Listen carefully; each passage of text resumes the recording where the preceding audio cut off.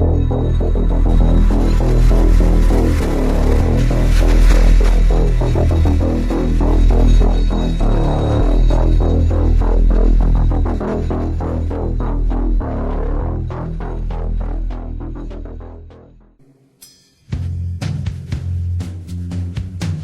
name is Nassim Sabs.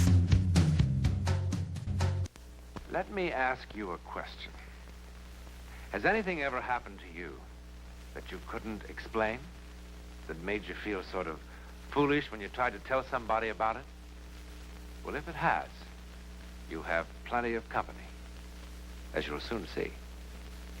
Were anomalies that you captured on your camera? The original footage had a glowing ball of light that was in every single video that I ended up downloading. This ball of light was included. And there were a particular pattern of lights associated with it, which gave an outline to it would look like some sort of a craft or a vehicle. Once I saw that, I became intrigued because I realized something was there. And after a couple of weeks, I noticed a shipyard area that had a lot of activity as far as strange lights, and some of these craft that I considered, UFOs at the time, were always heading in that direction or involved in that area. So as I focused in on that area, I started to see the anomalies that I ended up catching through it. Ken, it's hard to explain. It's not just black and white. It just doesn't jump out at you. It's almost some kind of the way I put it, it's some kind of an interdimensional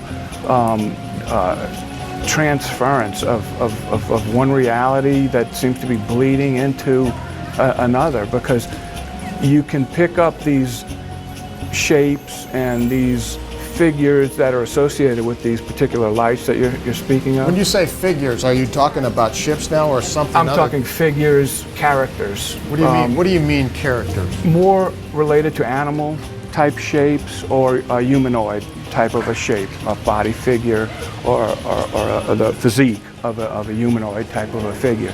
And that intrigued me again. Once you'd see something like that, it wasn't just there, but if you looked close enough, you would see blending into the reality, you would see behind the scenes almost, see this anomaly, coming in and out of focus, as if it was there, but wasn't in this realm. I have a couple days to be here Sure. with you, and I want to film some of these things and see if what you're telling us is the truth. I'm game. I would love the company because Okay. I've been doing it on my own.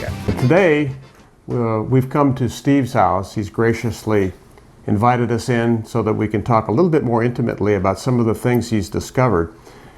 Steve, it's hard to get serious about this whole thing because it's so surreal. I mean, most people, when it comes to spiritual things like this, they kind of run. They don't want to think about it.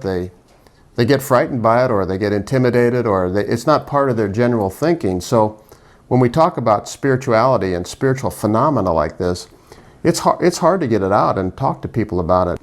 I'd like to talk about some of the things that you've filmed and get into some of the specifics so that we can get a more detailed understanding of what is actually happening here, and this phenomena that you say, and what Google Earth is telling us, is worldwide. What is very difficult to understand by the human mind is how holographic images seem to be able to work. We can't seem to wrap our mind around the idea that something can change from one form to another in this physical realm. We're used to seeing stuff like that in the movies, but in actuality, that's another story. What you're about to see will be a demonstration of how that can take place in the natural realm. And I believe this is the one where you and I were filming up on the levee the night I came into town. Yep. And you were directing our vision to these lights.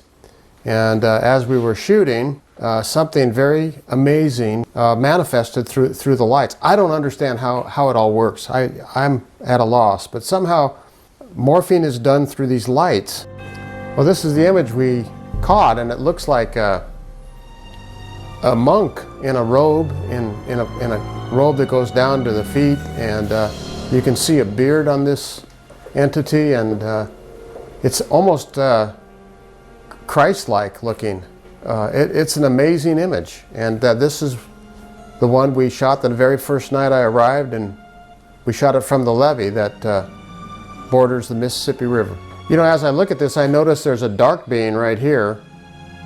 You can see an outline, and another one right over here. So there's actually a being. You're right. Can you see those two? Yeah, sure can. So there's, it's interesting, as you look at this stuff, you begin to see other images, and it's not like your eyes are playing tricks on you, they're actually there. You just don't notice them until you look around and focus, and it's just amazing what's coming out of this light. It's as odd as you can imagine, you know, when you see that kind of stuff. Let's go to another one. Sure. Whoever or whatever is behind these remarkable images we're seeing seems to be able to use existent life forms to sculpt holographic images. There's three particular ones we'd like to call your attention to on this screen. One right in the center of the screen that kind of looks like the development of a human or humanoid. One at the lower left knee of that image, it looks like an owl or a frog, and one to the upper right of the screen that kind of looks like an animal or a dog or something. In the first image in the center of the screen, it seems to be sculpted out of different lights that outline the torso and then the legs. As you can see, we're scrolling up and down with the arrow pointing out the torso of this particular thing. It's also at times impregnated with eyes that are quite large, and it seems as though this thing shapeshifts from the face of a man to almost like a devil look with huge eyes.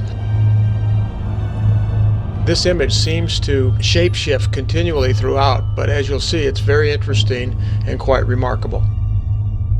Here it can be clearly seen that the image has the face of a man, and the body again is outlined, as you can see, as it's pointed out by the arrows, all the way from the shoulders down to the right leg, all the way to the feet. And to the upper right corner, you can see the image looking down as though it's observing these two entities being formed. As we press on, the face begins to change to something more demonic looking and grotesque, almost like a mask that you'd see. And so what we're showing you is this imagery that seems to be sculpted. There's one with a very demonic face on it, as you can see. And now one with full of eyes. You can also see that the genital area is kind of covered over with a dark shadow, so you have no idea of the sexuality of this entity.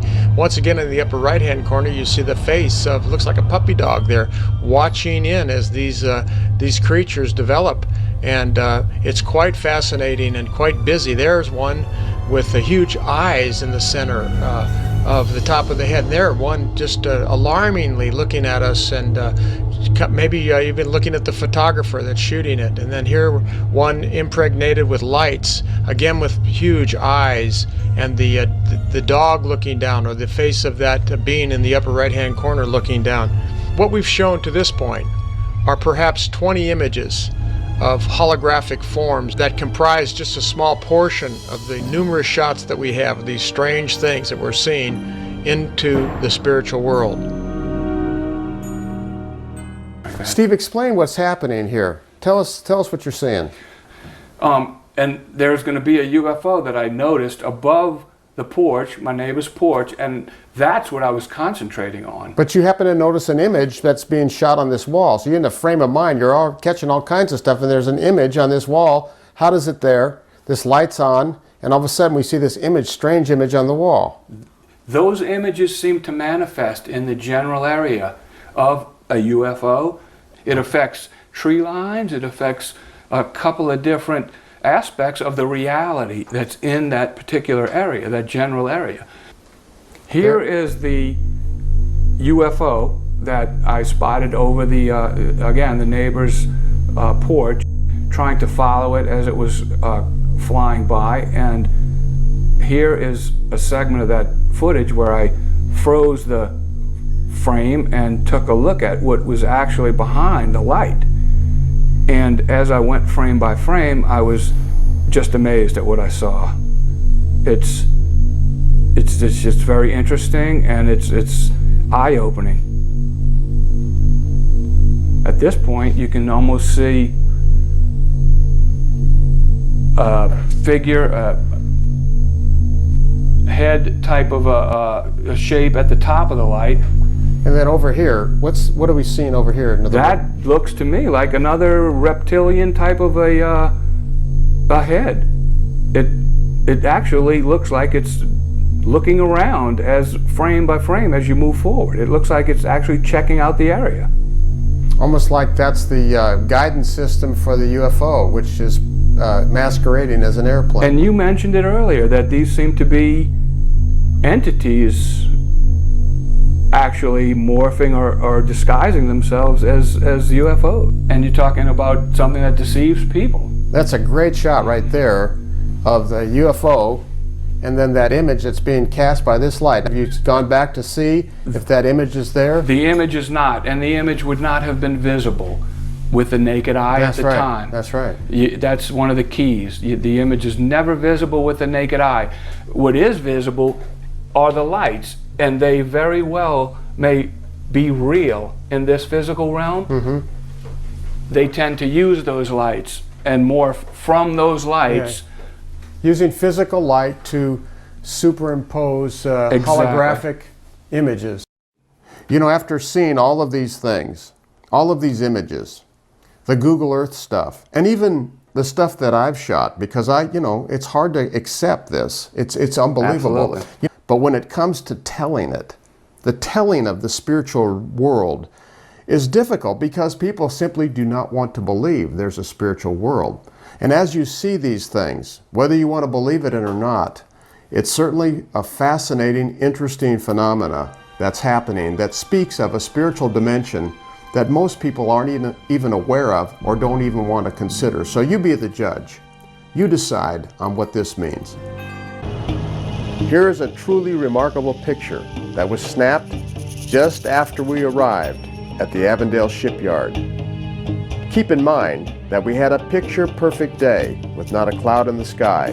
In fact, the early evening was totally clear, with visibility as far as the eye could see. And yet, when this picture was taken, there was a shroud of fog hanging over the shipyard. The camera captured something entirely different than what we were seeing, something supernatural. Then, superimposed on this fog, or as some called ectoplasm, was a face of an animal-like creature which seemed to be looking down and observing us. After this initial photograph, we began to capture pictures of strange orbs, not only over the shipyard, but all around us. Whatever it was we were trying to capture seemed to come from light sources utilized to create and superimpose images.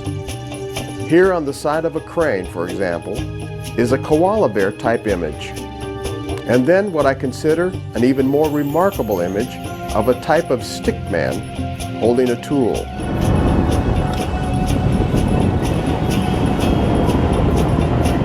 Put in.